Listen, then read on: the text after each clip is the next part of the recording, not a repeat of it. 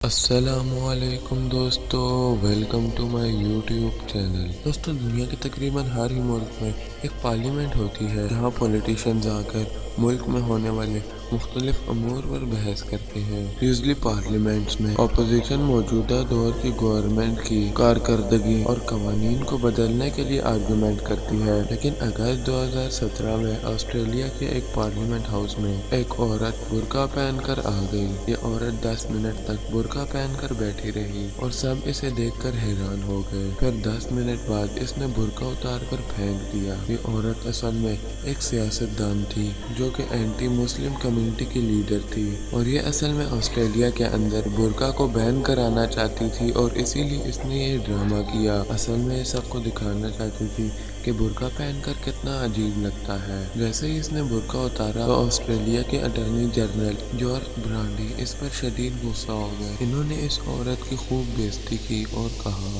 برقع مسلم کا ایک act of faith ہے اور کسی کو حق نہیں ہے کہ وہ اس چیز کا مذاق بنائے۔ جارج کا کہنا تھا کہ آسٹریلیا میں 5 لاکھ سے زیادہ مسلم رہتے ہیں اور وہ لاز کو اچھی طرح فالو کرتے ہیں اور اچھے سٹیزنز بھی ہیں۔ ایون انہوں نے اس بیوقوف عورت کے اس برقع پہننے کو ایک اسٹنٹ قرار دیا اور آسٹریلیا میں برقع کو بین کرنے سے صاف انکار کر دیا۔ اس لڑکی کو پوری پارلیمنٹ میں شدید امبیرسمنٹ کا سامنا کرنا پڑا اور آخر یہ شرمندہ ہو کر وہاں سے باہر چلی گئی۔ یہ سین واقعی میں دیکھنے لائق تھا۔